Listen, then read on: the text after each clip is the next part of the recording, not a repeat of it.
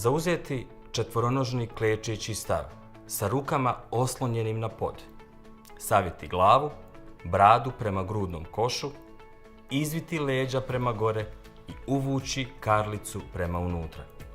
Poziciju zadržati 3 sekunde i vježbu ponoviti 7 do 10 puta.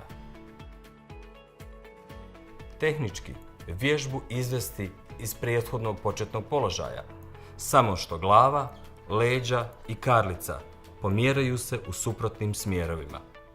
Pozicije zadržati po 3 sekunde i vježbe ponoviti 7 do 10 puta. Dexalgin gel. Stavite tačku na bol. Pri upotrebi pažljivo pročitati uputstvo o lijeku. Za obavijesti o indikacijama, mjerama opreza i neželjenim dejstvima lijeka posavjetujte se sa ljekarom ili farmaceutom.